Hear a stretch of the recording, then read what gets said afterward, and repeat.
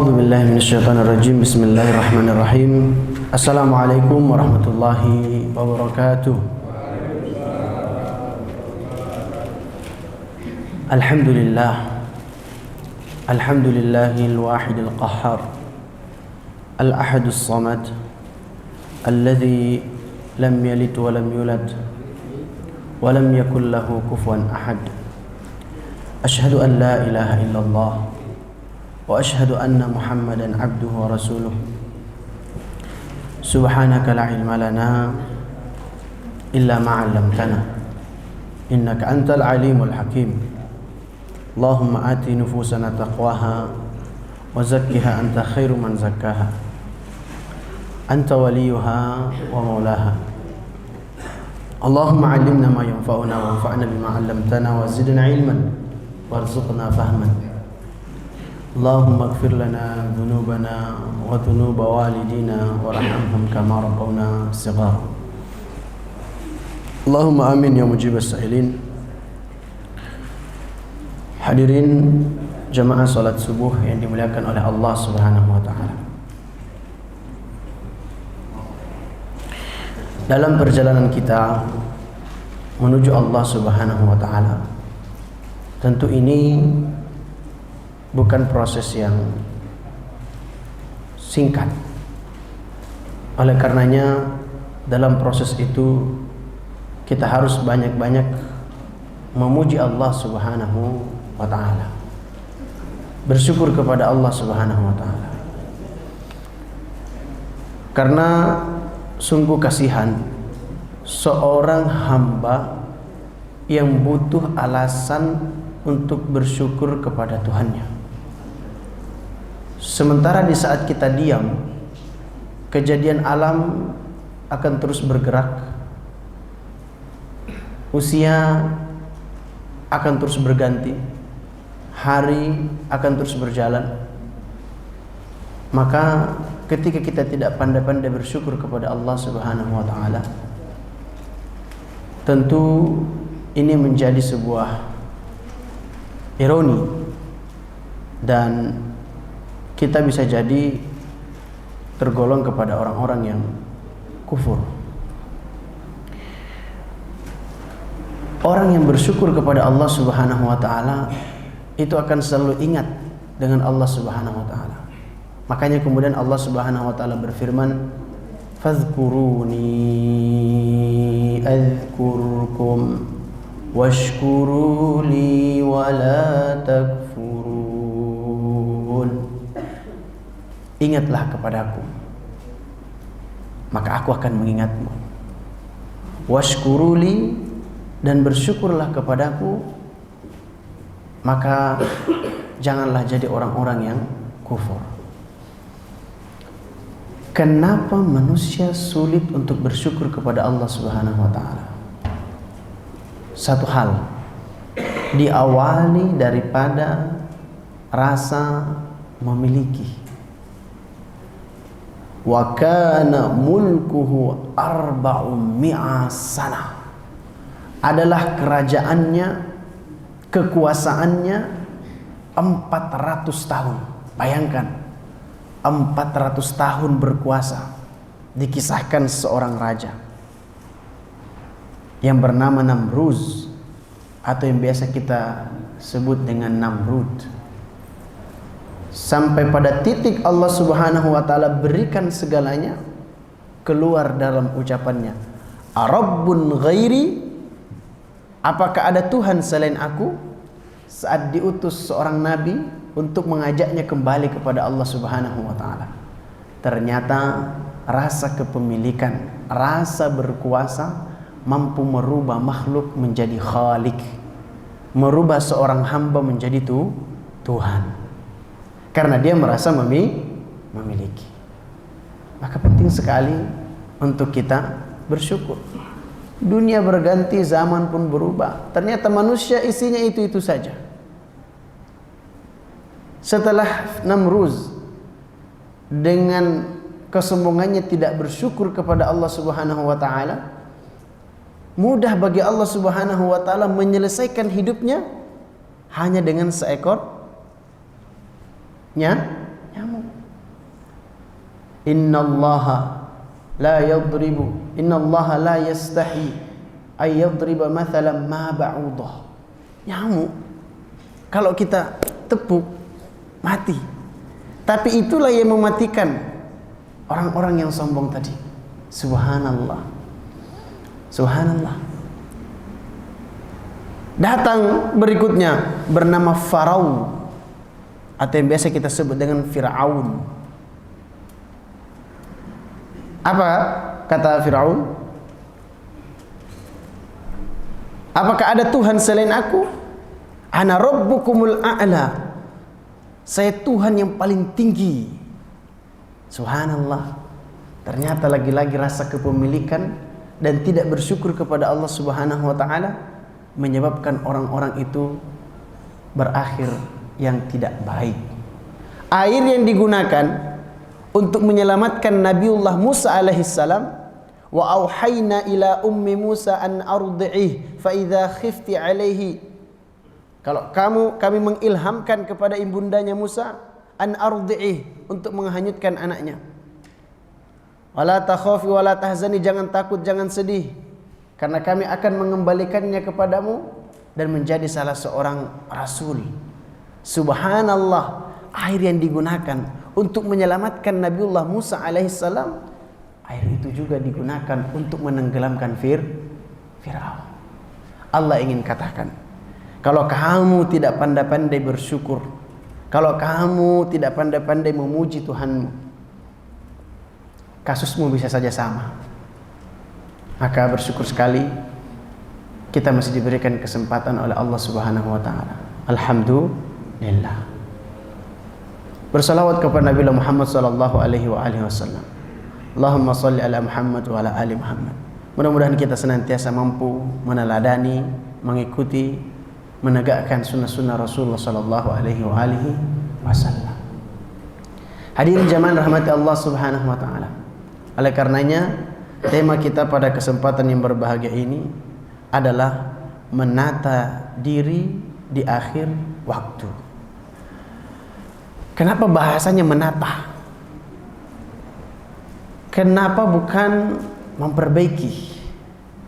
Sesuatu yang biasa kita perbaiki cenderung lama baru rusak kembali, ya.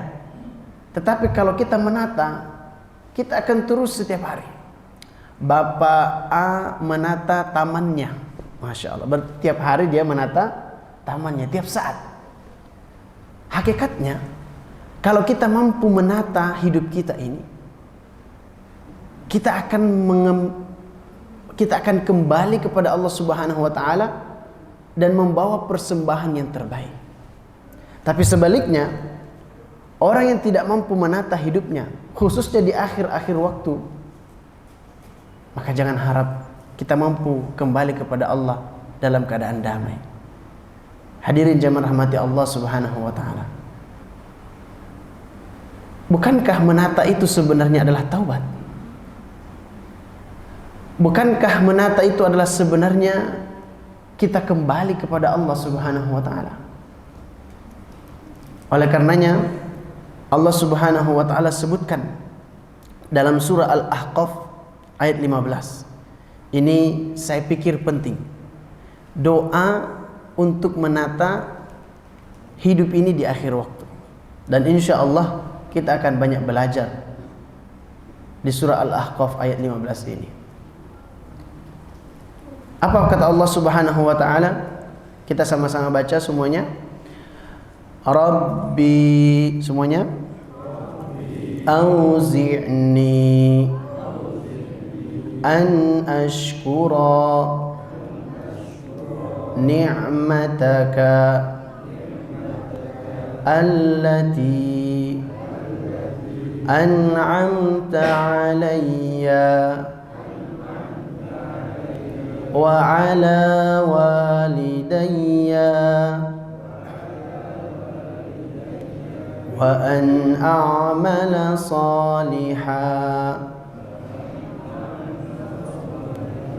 وأن أعمل صالحا ترضاه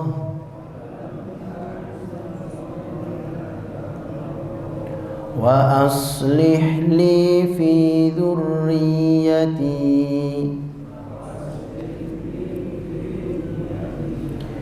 inni tubtu ilaika wa inni minal muslimin.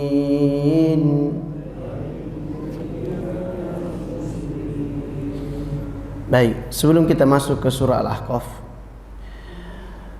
kita kasih pengantar dulu sehingga kita mampu memahami makna doa tersebut.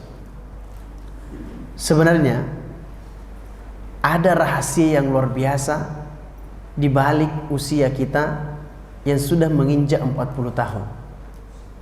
Dan rata-rata kita ini insya Allah sudah 40 tahun. Dan ayat tadi itu bercerita tentang orang yang usianya sampai 40 tahun.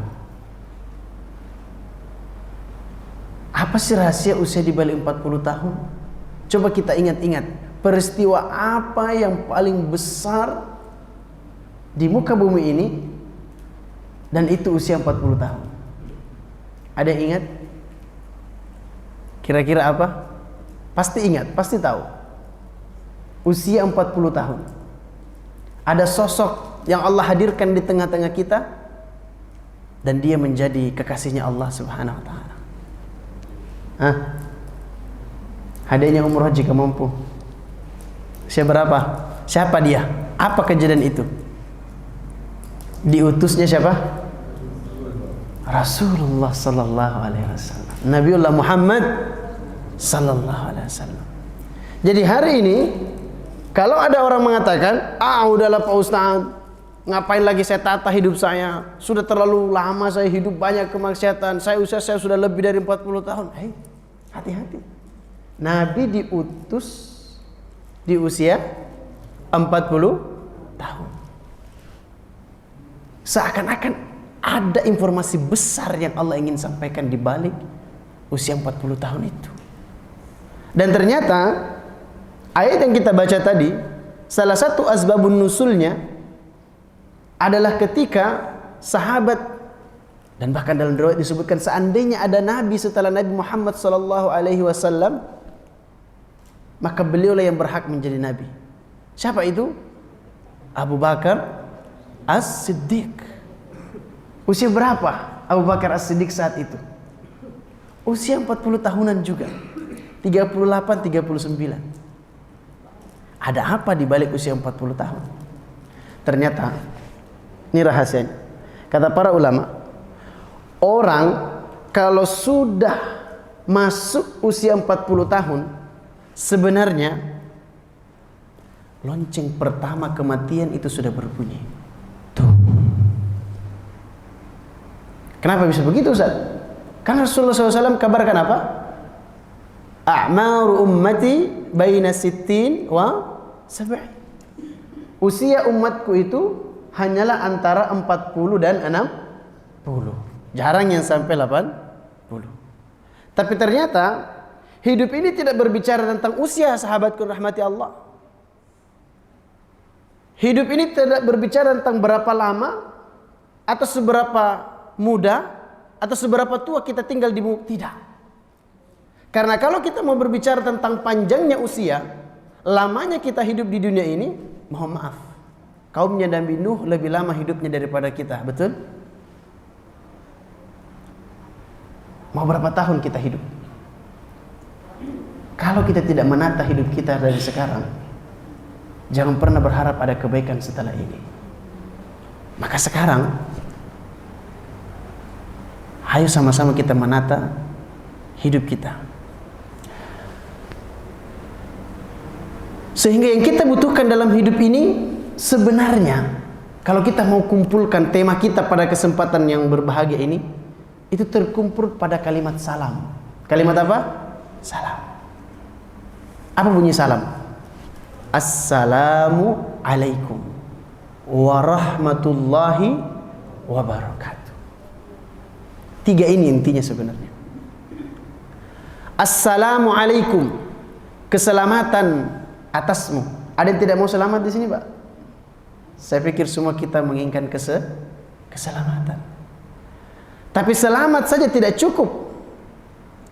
Selamat saja tidak cukup. Hidup di dunia ini saja tidak cukup. Maka kita minta yang kedua apa? Wa rahmatullahi. Dan rahmat Allah untukmu. La yadkhulul jannata ahadukum bi'amalun. Tidak masuk surga orang-orang di antara kalian itu karena amalnya.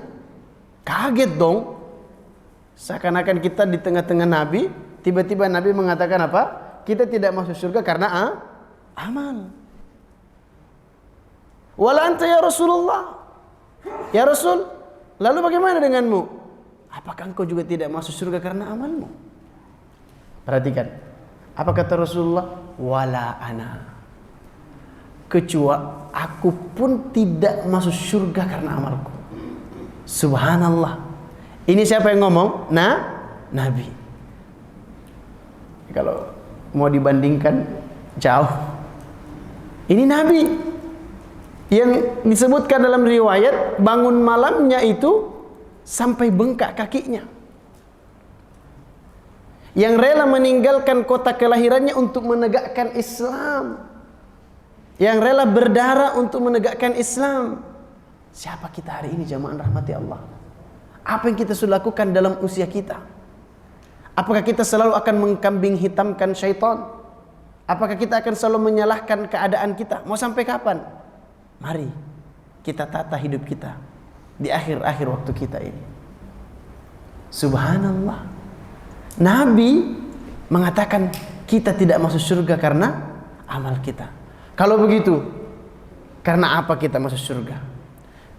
Illa ayyataghammadani Allahu birahmati. Kecuali Allah Subhanahu wa taala melimpahkan rahmatnya kepada kita. Subhanallah, rahmat Allah begitu penting. Bukankah ketika kita duduk di antara dua sujud, apa yang kita minta? Rabbighfirli warhamni. Kita minta apa? Rahmat Allah Subhanahu wa taala. Jadi yang punya Mas Rahmat di rumah bersyukurlah. Karena sudah ada titipan rahmat. Rahmat Allah Subhanahu wa taala. Bukankah ketika kita mendoakan orang yang kita sayangi, orang yang kita cintai, di saat-saat terakhirnya kita berdoa, Allahumma ighfir lahu warhamhu.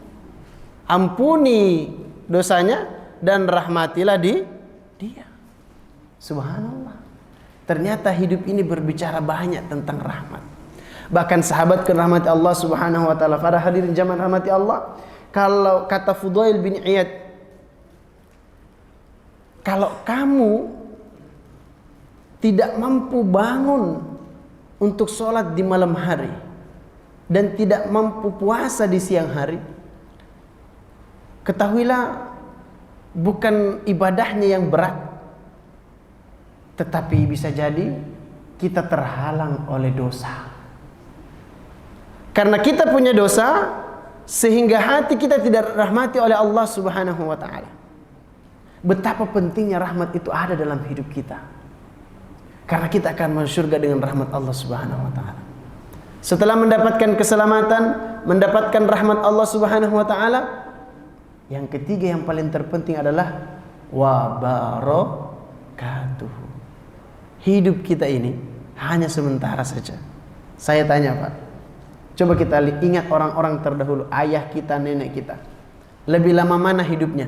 Di atas tanah atau di bawah tanah? Hah? Imam Asy-Syafi'i rahimahullah ta'ala sudah ratusan tahun meninggal. Imam Syafi'i. Dan sampai hari ini masih berada di dalam bawah tanah. Imam Nawawi, penulis kitab Riyadhus Shalihin, subhanallah, namanya masih dikenang. Ratusan tahun meninggal Pak, Bu. Lebih lama kehidupannya di alam kubur daripada di alam dunia. Pertanyaannya, kita sebenarnya sedang mempersiapkan kehidupan dunia atau mempersiapkan kehidupan di akhirat? Perhatikan. Subhanallah. Mau sampai kapan kita tidak menata hidup kita? Sementara kehidupan yang kita mau hadapi ini lebih lama dibandingkan dengan kehidupan kita di atas tanah ini, di atas dunia ini. Ada orang yang sudah 100 tahun, ada orang yang sudah berpuluh-puluh tahun berada di bawah tanah. Maka kata Umar bin Khattab, "Aish fid dunya ka'annaka gharibun." Jalanlah engkau di atas muka bumi ini seakan-akan kamu itu asing. Bayangkan Pak, dalam hari-hari kita itu selalu termotivasi, besok saya akan berjumpa dengan Allah, nanti saya akan berjumpa dengan Allah, saat nanti saya akan menghadap kepada Allah. Bayangkan itu terus. Wa'amal lidunyaka ka'annaka ta'ishu abada. Tapi kerjakanlah duniamu ini seakan-akan kamu hidup selamanya.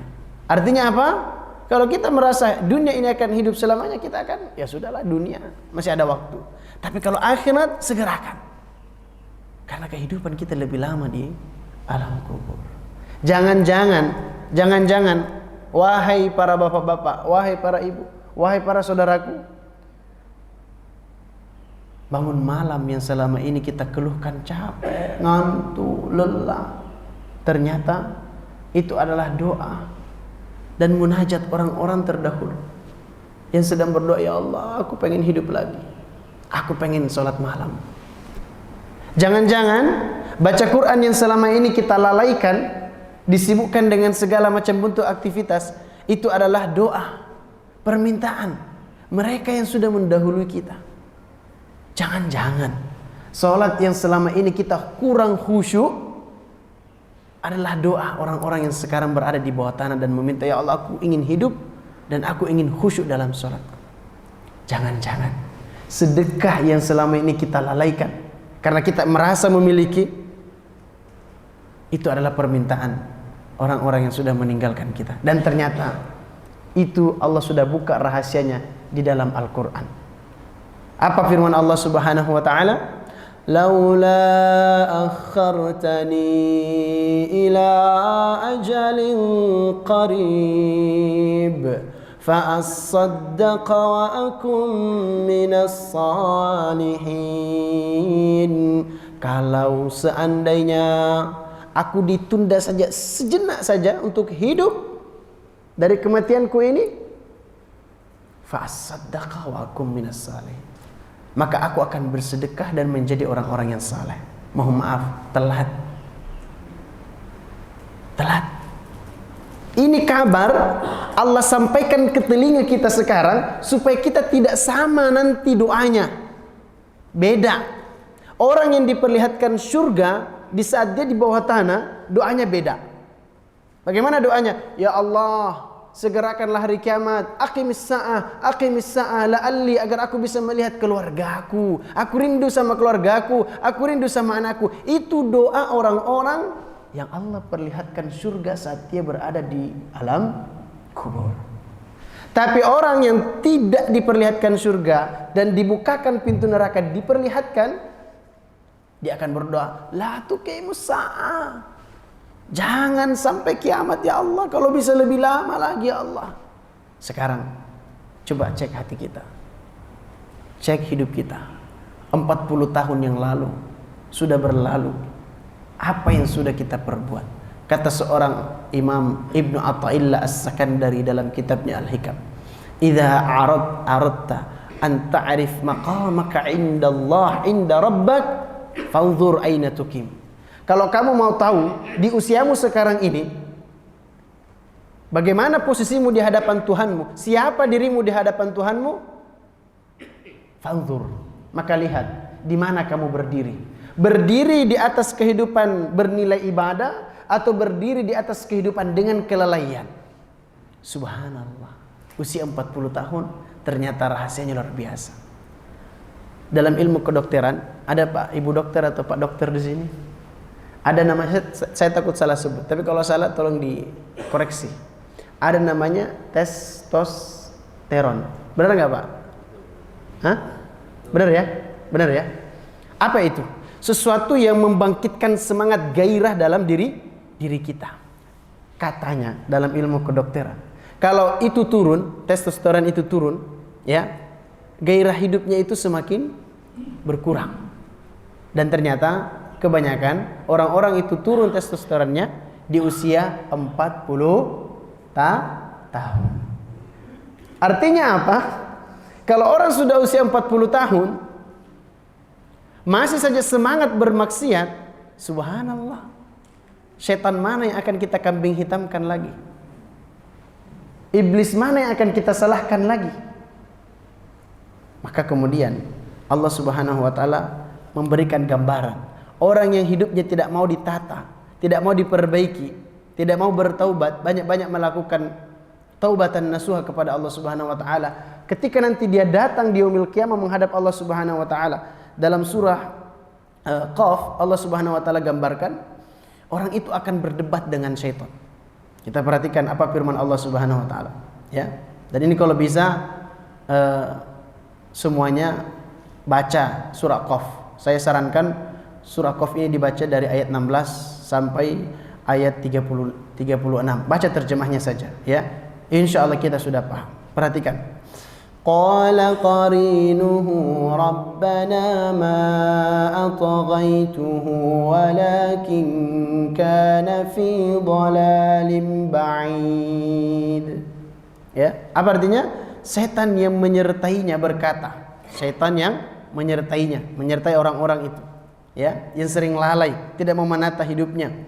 Ya Tuhan kami, aku tidak menyesatkannya, tetapi dia sendiri yang berada dalam kesesatan yang jauh. Setan bela diri. Kenapa? Karena dalam Al-Quran setan sudah ngomong, saya akan menghalangimu dan menyesatkanmu. Bahkan Allah katakan, asyaitanu ya'idukumul faqar. Setan itu akan menakut-nakutimu tentang kefakiran. Nanti orang bilang apa kalau kamu begini. Nanti bagaimana penilaian orang. Nanti dibicarain seperti apa. Setan. Hati-hati. Ya. Terus apa kemudian? Kata Allah Subhanahu wa taala, qala la takhtasimu ladayya wa qad qaddamtu ilaikum bil wa'id. Allah berfirman, janganlah kamu bertengkar di hadapanku. Si manusia tadi bertengkar dengan syaitan. Kata Allah, jangan bertengkar di hadapanku, dan sungguh dahulu aku telah memberikan ancaman kepadamu. Hati-hati. Jangan-jangan bukan syaitan yang salah, tapi ada yang masalah dalam hati kita. Khususnya berhati-hatilah tentang sifat kemunafikan. Wala yadhkurunallaha illa qalila. Orang-orang munafik tidak akan menyebut Allah kecuali sedikit saja. Subhanallah. Hati-hati jamaah rahmati Allah. Ma yubaddalul qawla ladayya wa ma ana bizallamin lil abid. Keputusanku tidak dapat diubah dan aku tidak menzolimi hamba-hambaku. Allah tidak zalim. Apakah Allah murka ketika kita lupa sholat subuh karena ketiduran? Tidak. Kalau biasanya kita pulang rumah sholat, sholat. Tiba-tiba ada tamu. Bablas, akhirnya tidur. Ternyata lupa sholat. Lupa, beneran lupa, bukan pura-pura lupa. Apa sengaja lupa, bukan. Apa kita dihukum? Tidak. Kalau kita tidak tahu ini halal, ini haram, ternyata kita pilih yang haram, kita tidak tahu, bukan pura-pura tidak tahu, ya. Apakah kita dihukum? Tidak. Allah menghukum kita kepada sesuatu yang kita sudah ketahui.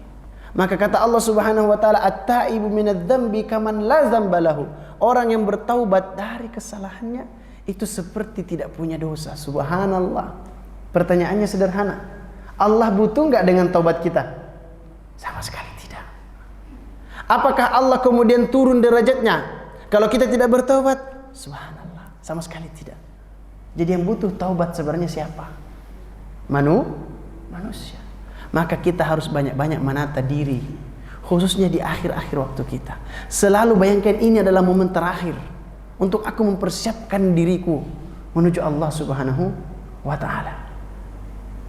Berikutnya pada pertemuan hari Senin presentasi akan dibawakan oleh Pak Zaid misalnya.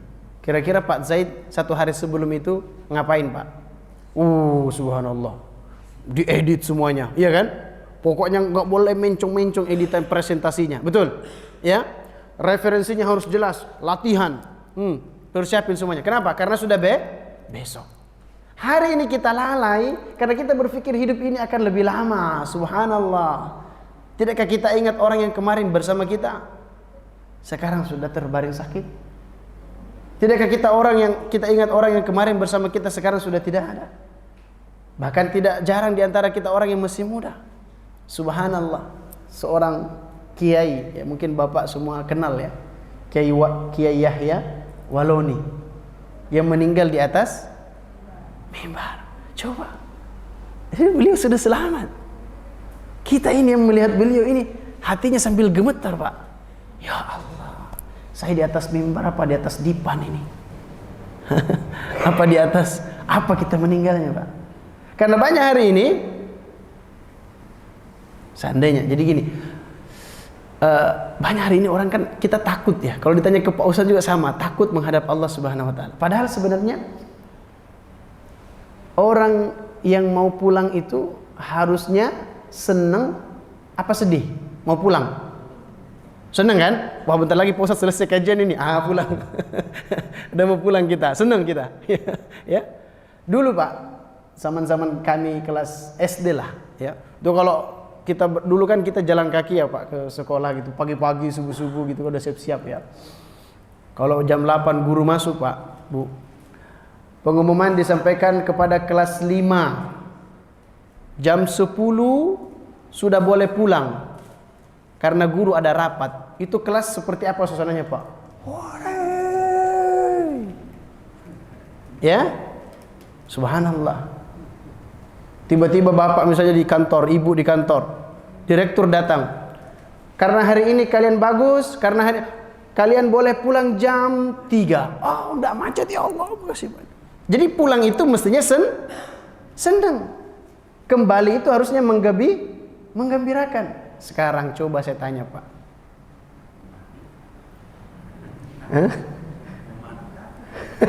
Kok diam? Siap kembali kepada Allah? Mungkin yang senang. Kalau sekarang malaikat datang, wahai Bapak, sekarang sudah waktunya pulang. Wahai Ibu, sekarang sudah waktunya pulang. Kira-kira kita akan bilang, alhamdulillah ya Allah, ini aku nanti-nantikan. Jangan dulu. Ya, saya belum bersedekah. Baca Quranku masih kurang. Kira-kira mana yang keluar?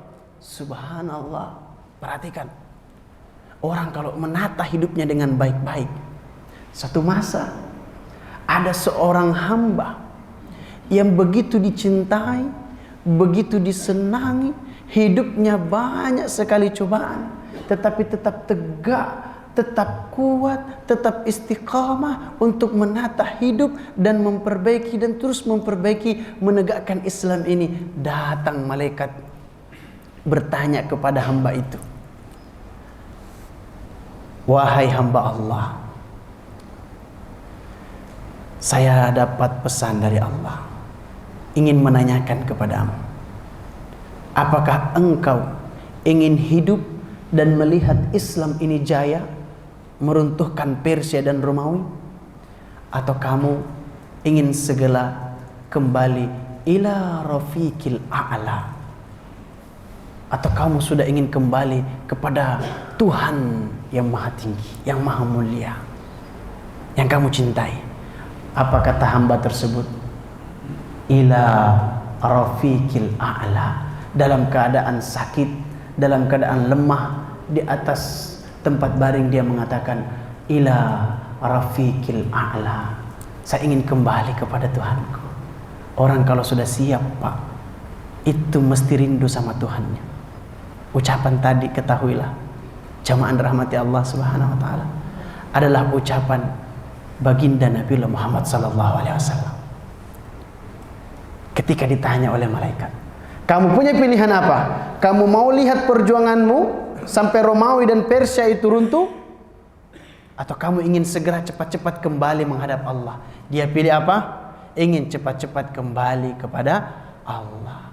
Jadi seharusnya kalau hati kita lembut dan kita sudah siap menghadap Allah, kapanpun dan bagaimanapun kita selalu rindu dengan Allah Subhanahu wa ta'ala. Dan itulah al-fawzul azim, kemenangan yang agung. Saat mampunya hati kembali kepada pemilik hati. Saat mampunya hati ini kembali kepada yang mengatur hati ini, yang maha membolak-balikkan hati. Subhanallah. Bukankah itu yang kita rindukan jamaah rahmati Allah Subhanahu wa ta'ala? Lalu mengapa kita harus selalu mencari alasan untuk menunda-nunda kebaikan? Kalau kita pikir hari ini kita lelah, kalau pikir kita hari ini kita capek, mohon maaf. Apakah kita pikir orang yang bermaksiat itu tidak capek? Apakah orang yang jauh dari Allah itu tidak capek? Semuanya capek. Pilihannya ada di tangan kita. Mau capek dalam ketaatan, mau lelah dalam ketaatan, atau capek dalam kemaksiatan. Silakan. Kalau kamu tidak bisa menata hidupmu hari ini dengan baik, siap-siap. Maka nanti hadirin jamaah rahmati Allah Subhanahu wa ta'ala. Ya. Yauma naqulu li jahannam hal imtala'ti wa taqulu hal min mazid. Kamu sudah diberikan hidup di dunia, aku sudah kasih kesempatan, ayat sudah sampai kepadamu. Dikatakan kepada orang-orang tersebut, yaqulu li jahannam, Allah kemudian berteriak, wahai neraka jahannam, hal imtala'ti wa taqulu min mazid. Apakah engkau sudah penuh? Kata neraka jahanam, masih ada ketambahan? Subhanallah. Ini kalau makanan pak, oke lah. Padang habis enggak? Enggak, masih mau nambah kan gitu. Ternyata neraka jahanam disebutkan dalam riwayat, neraka jahanam itu ditarik dengan 70 tali. Berapa tali? 70 tali. Di setiap talinya itu ada 70.000 malaikat. Bayangkan pak, nggak usah 70.000 malaikat, di otak kita nggak nyampe lah ya. Satu malaikat saja bayangkan. Ini 70.000 malaikat yang menarik neraka jahanam itu. Dan neraka jahanam itu kata Allah Subhanahu wa ta'ala dalam surah An-Nisa, innallaha jami'ul kafirina wal munafiqina fi jahannam jami'a.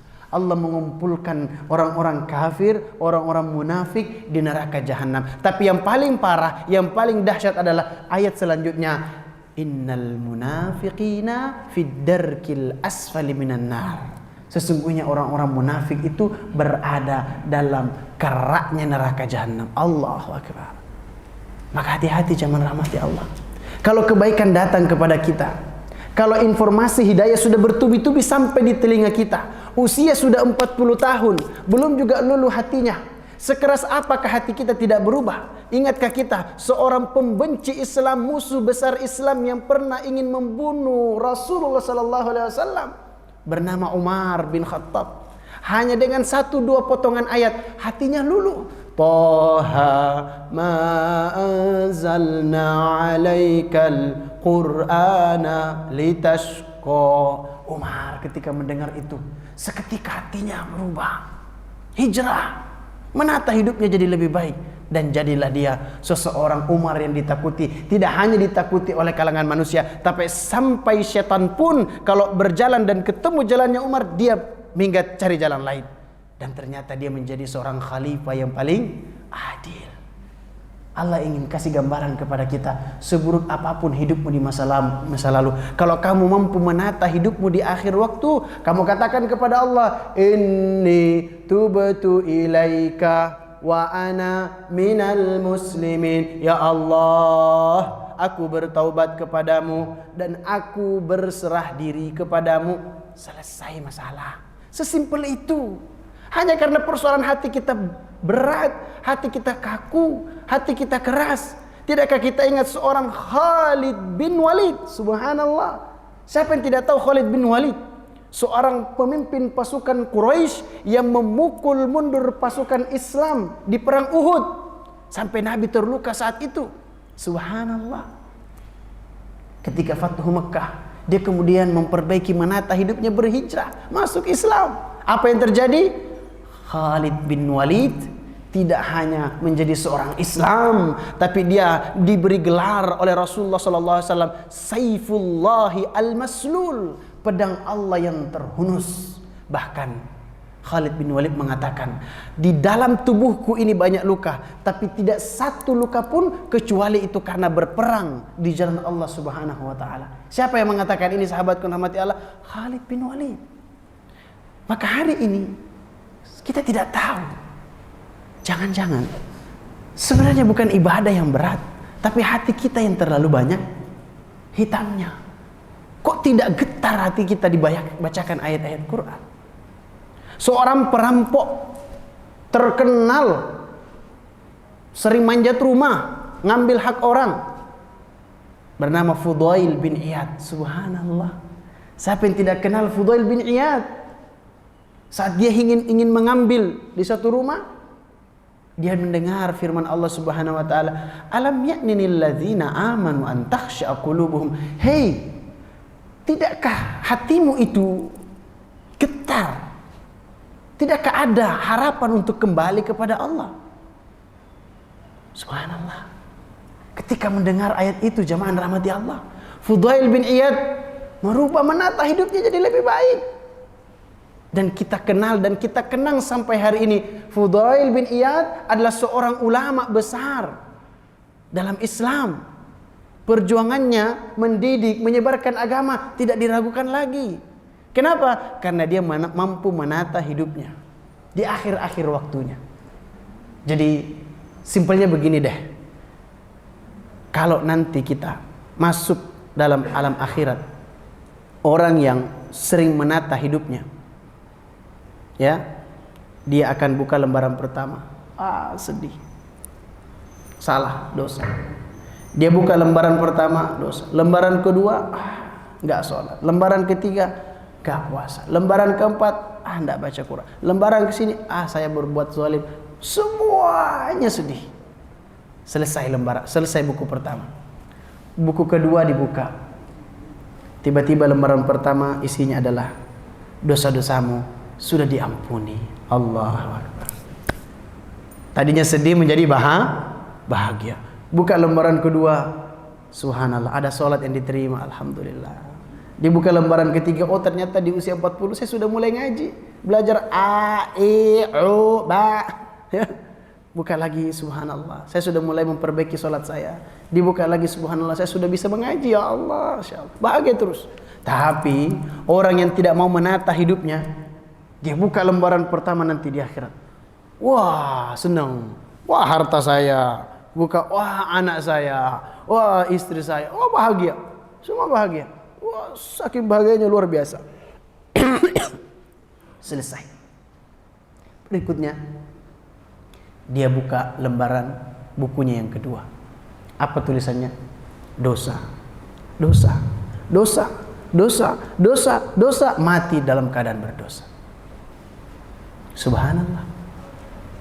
Tadinya bahagia berubah menjadi momen sedih. Maka Allah katakan, "Iqra kitabak kafa binafsika al-yawma 'alaika hasiba." Bacalah kitabmu sendiri. Bacalah skripsimu sendiri di dunia. Kamu sudah meneliti, ya, belajar sana, belajar sini, hidup sana, hidup sini. Sekarang baca skripsimu, apa isinya? Maka orang yang sering merevisi skripsinya, dikit-dikit, ya Allah kemarin saya berbuat salah, astagfirullah wa atubu ilaih.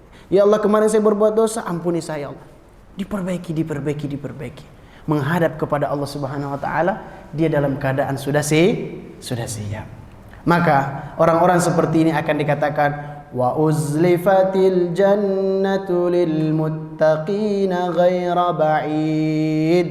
Saat neraka dipanggil untuk mereka yang tidak mau menata hidupnya, tidak mau memperbaiki hidupnya, tidak mau menambah bacaan Qur'annya, tidak mau menambah salatnya, tidak mau lebih dekat kepada Tuhannya, ternyata diperlihatkan di sisi lain, wa uzlifatil jannatu lil muttaqina ghaira ba'id. Ada orang yang didekatkan surga kepadanya. Subhanallah. Siapa yang mendekat surga? Hadza ma tu'aduna likulli awwabin hafiz. Inilah yang dulu dijanjikan kepadamu. Yang inilah yang kamu jaga. Kamu jaga agar kamu tidak jatuh dalam keharaman. Kamu jaga agar kamu tidak lalai daripada Allah. Kamu mempersiapkan, ya Allah, besok malam saya mau bangun malam, pasang alarm. Subhanallah. Akan diperlihatkan oleh Allah Subhanahu wa taala. Siapa mereka? Likulli awwabin hafiz. Bagi mereka yang mampu menata hidupnya. Atau yang kita sering sebut apa? Bertaubat. Bagaimana cirinya? Man khasyiyar rahmana bil ghaibi wa jaa biqalbin munib, yaitu orang-orang yang khasyah, takut kepada Allah Subhanahu wa taala. Kenapa? Karena dialah Ar-Rahman. Bisa tidak Allah sebutkan di ayat ini man khasyiyallah, siapa yang takut kepada Allah? Bisa. Tapi Allah tidak katakan man khasyiyallah. Allah katakan man khasyiyar rahman. Subhanallah. Allah tuliskan, Allah sebutkan namanya Ar-Rahman, yang maha pengasih. Seakan-akan akan Allah memberikan hikmah kita. Kata para ulama, Allah ingin mengatakan kepada kita bahwa sesungguhnya Allah itu sayang kepadamu. Buktinya kamu berbuat dosa tapi hari ini kamu masih hidup. Allah itu cinta kepadamu, Allah itu ingin kebaikan kepadamu, Allah itu maha pengasih. Seandainya kita manusia mengkhianati manusia yang lain, apa yang bisa kita lakukan, Pak? Makanya sekarang ini kan lagi viral ya, pernyataan dari siapa? Dr. Zakir Naik. Ini speakernya keluar, Pak? Enggak ya? Seandainya, Pak, ibunya bapak diganggu sama tetangga, ini kata beliau nih, ya. Kira-kira kita apain itu orang yang mengganggu ibu kita? Dipukul? Dicekik, dibunuh, ditendang? Kita marah ya? Siapa ini? Ibu kita. Yang menciptakan ibu kita siapa? Allah. Jadi kita lebih cinta mana? Cinta Allah atau cinta ibu? Lebih cinta Allah. Allah harus nomor satu. Baru kemudian cinta kepada ibu. Tapi kenapa kita tidak geram melihat ada orang yang mengatakan Tuhan punya anak? Bukankah itu penghinaan? Iya. Sepakat gak, Pak? Kalau Allah itu dianggap punya anak. Nah ini kata beliau. Artinya apa? Seakan-akan beliau ingin menggambarkan kepada kita, wahai umat Islam, belajar dong. Belajar. Tuntut ilmu banyak-banyaknya. Karena seringkali kita itu marah kalau diri kita sendiri. Tapi ketika berkaitan dengan Allah kita tidak marah. Ini bukan mengajarkan anarkis, bukan habis ini kita marah-marah, tidak. Maksudnya apa? Kita ini perlu belajar. Saya bulan lalu, Pak, baru pulang dari Mentawai. Mungkin di sini ada yang tahu Mentawai itu di mana? Sumatera Barat. Di Mentawai itu, Pak, ibu-ibu itu, kalau biasanya ibu-ibu kalau anaknya mau sekolah kan nangis ya, ditahan anaknya ya. Di sana itu, Pak, kebanyakan anak-anaknya kalau mau diambil untuk disekolahkan keluar dari Mentawai itu seneng, Pak. Kenapa? Di sana itu luar biasa, Pak. Ada kader-kader yang sudah dipanggil, sudah disekolahkan, pulang, keluar lagi. Kembali ke habitatnya. Subhanallah. Padahal udah hafiz Quran. Kenapa? Lingkungannya. Hari ini umat lemah, generasi lemah, karena lebih merasa perut lebih mahal daripada akal. Betul nggak, Pak?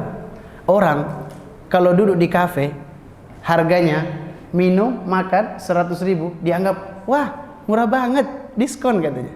Tapi kalau di giliran disuruh beli buku 100.000, wah mahal banget. Apalagi cuma tahsin. Ini ilmu akhirat, dunia akhirat kita bilang mahal. Ini bukti bahwa generasi kita ini lemah. Maka orang-orang ingin menata hidupnya.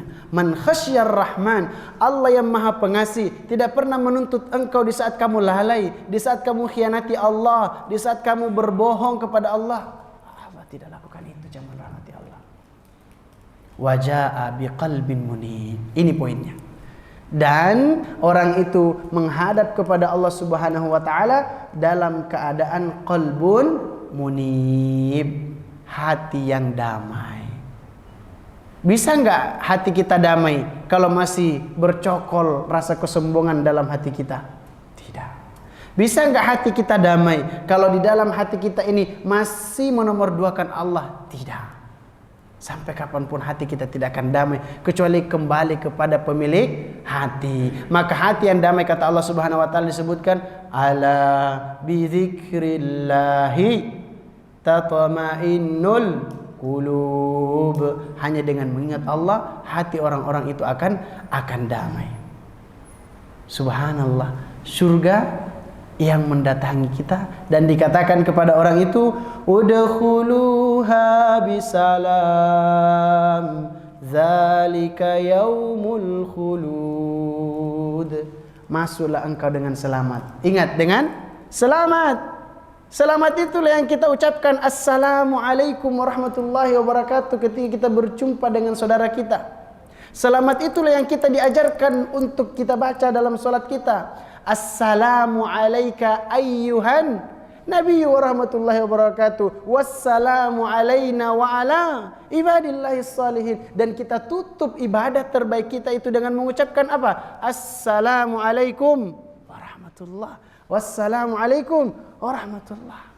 Ternyata orang-orang yang banyak hidupnya mengucapkan salam, hidup dengan kedamaian, itu akan dipanggil masuk ke dalam surga Allah dengan panggilan kedamaian pula. Artinya apa singkatnya? Kalau mau kembali dengan damai kepada Tuhanmu, maka banyak-banyaklah berdamai dengan hidupmu. Apa maksudnya? Jangan banyak protes. Jangan banyak protes. Innal insana khuliqa halu'a. Manusia itu diciptakan suka mengeluh. Ya Allah, saya itu pengen infak ya Allah. Kasih dong harta ya Allah. Dikasih harta. Infak gak? Ya Allah, saya pengen sehat. Sehat ini insya Allah saya ke masjid ya Allah. Ke masjid gak? Ya Allah, berikan saya usia yang panjang. Saya akan jadi orang lebih baik. Jadi lebih baik gak? Tidak. Sekarang pilihannya ada di tangan kita. Mau menjadi orang yang gagal, sibuk dengan sesuatu yang kita miliki seperti Qarun, silahkan. Tapi kalau orang-orang ingin kembali dengan damai kepada Allah, dia akan menata. Lihat, coba koreksi hidup kita 40 tahun, 60 tahun belakang. Apa yang sudah kita lakukan? Perbaiki. Insya Allah kita bisa kembali kepada Allah dengan hati yang damai. Sekarang, apa tipsnya Ustaz? Agar kita bisa kembali kepada Allah Subhanahu wa taala dengan hati yang damai. Surah Al-Ahqaf yang kita baca tadi tipsnya. Jangan lewatkan hari-hari kita kecuali membaca doa tersebut.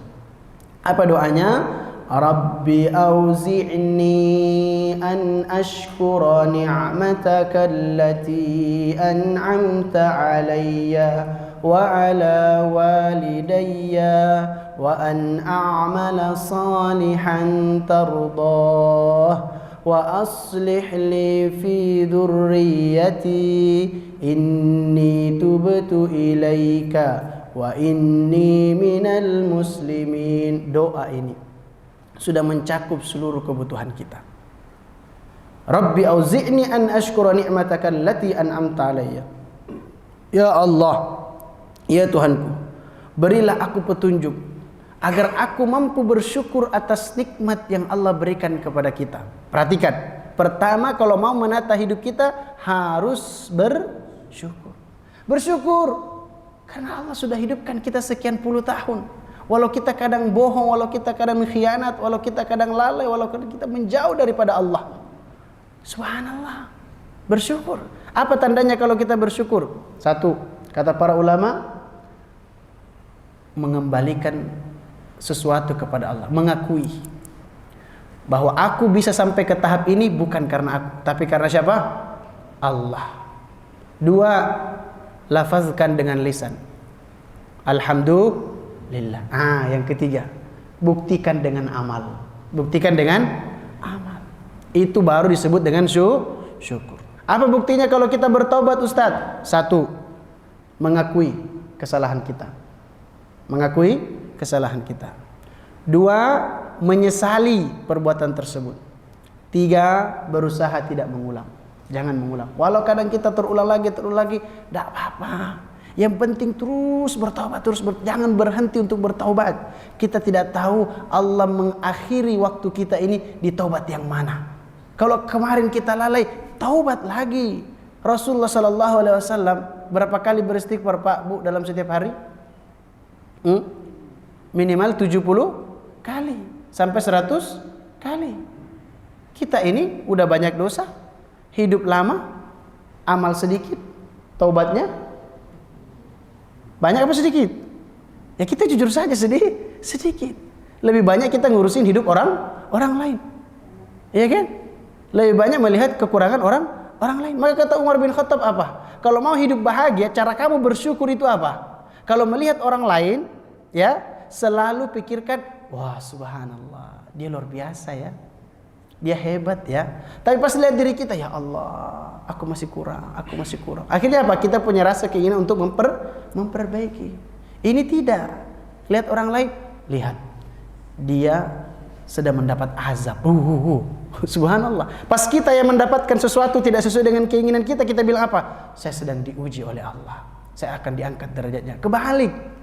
Kalau kita anggap ini bahwa ini ancaman dari Allah agar kita segera memperbaiki hidup, maka kita akan senantiasa bersyukur. Auzi'ni an ashkura ni'mataka allati an'amta 'alayya wa 'ala walidayya. Dan nikmat yang diberikan kepada kedua orang tuaku. Kenapa? Setelah bersyukur kepada diri kita, langsung disebutkan kepada orang tua terkait dengan doa ini. Ternyata doa ini diamalkan untuk usia orang-orang yang 40 tahun ke atas. Coba ingat-ingat Pak, usia 40 tahun itu usia apa sih?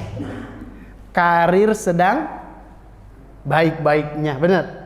Kehidupan sedang lengkap-lengkapnya. Istri ada, anak ada, ya kan? Subhanallah. Teman karib sedang enak-enaknya semuanya, besti-bestian kalau apa? Sekarang anak-anak gitu ya. Teman-temanan ya, friend-friend gitu. Subhanallah. Seakan-akan Allah ingin katakan kepada kita apa? Kalau usiamu sudah 40 tahun, hati-hati. Disitulah kamu akan diuji. Disitulah kamu akan diuji. Assalamualaikum nak. Emang pekan ini nggak ke rumah ibu? Lagi ada meeting. 40 tahun. Hati-hati. Masa kesempurnaan dan kejayaan kita di situ. Maka jangan lupa nikmat yang Allah titipkan kepadamu melalui orang tuamu. Allah ingin katakan kamu dari lemah, dari tidak bisa mengangkat sesuap nasi, ada orang yang menyuapimu. Man lam yashkurin nas lam yashkurillah. Kalau kamu tidak pandai mensyukuri nikmat Allah melalui manusia, maka kamu tidak akan tergolong orang-orang yang bersyukur kepada Allah Subhanahu wa taala. Ini yang kedua. Yang ketiga, wa an a'mala salihan. Udah, usia 40 tahun itu jangan pikirkan yang lain-lain lagi. Dokter saja bilang testosteronnya sudah turun. Wa an a'mala salihan tardah. Banyak-banyakin amal soleh yang diridhoi Allah. Cukup sampai di situ? Tidak. Ada yang lebih hebat lagi, lebih dahsyat lagi. Kita hidup tidak lama. Wa aslih li fi dzurriyyati. 40 tahun harusnya banyak-banyak mempersiapkan diri untuk mendidik generasi kita. Kasih contoh yang baik. Kita hari ini Pak, kita selalu bilang, anak-anak sekarang ini lemah, anak-anak sekarang ini Gen Z, strawberry, apalagi alpukat, macam-macam lah ya. Kenapa bisa terjadi itu? Siapa yang mendidik mereka seperti itu? Nenek kita? Kakek kita? Buyut kita? Siapa yang mendidik mereka seperti itu Pak? Kita. Kalau kita nih Pak, dalam dulu ya, masa-masa sempit, masa-masa sulit, ya, apa yang kita katakan biasanya kalau kita dalam keadaan genting gitu, untuk dipaksa berbuat sesuatu? Saya mah bukan apa-apa. Ayah saya pernah berpesan. Ayah saya pernah berpesan. Artinya apa? Kita ingat pesan-pesan daripada ayah. Dan kisah itu dituliskan dalam Al-Quran. Walaqad hammat bihi wa hamma biha. Nabi Yusuf itu kalau tidak diperlihatkan burhan itu petunjuk dari Allah Subhanahu wa taala melalui orang-orang yang kita sayangi. Disebutkan dalam tafsir bahwa diperlihatkan wajah ayahnya.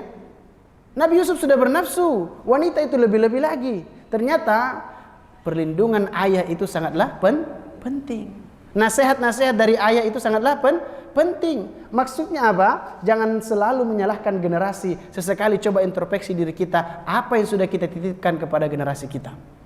Nah, kalau sudah, inni tubtu ilaika, saya bertobat kepadamu ya Allah, wa inni minal muslimin, dan aku termasuk orang-orang yang berserah diri, minal muslimin. Maka kemudian kita diperintahkan dalam setiap khutbah salat Jumat dikatakan apa? Wala tamutunna illa wa antum muslimun. Jangan mati kecuali dalam keadaan husnul khatimah. Amin ya rabbal alamin. Mudah-mudahan kita mampu menata hidup di akhir waktu dan kita kembali dalam keadaan husnul khatimah. Aqulu qouli hadza wa astaghfirullah li wa lakum. Barakallahu fikum jami'an. Silakan bagi jamaah rahmati Allah yang ingin melaksanakan salat syuruk, ya, salat syuruk dulu. Pahalanya luar biasa. Astaghfirullah wa atubu ilaih, astaghfirullah wa atubu ilaih. Wassalamualaikum warahmatullahi wabarakatuh.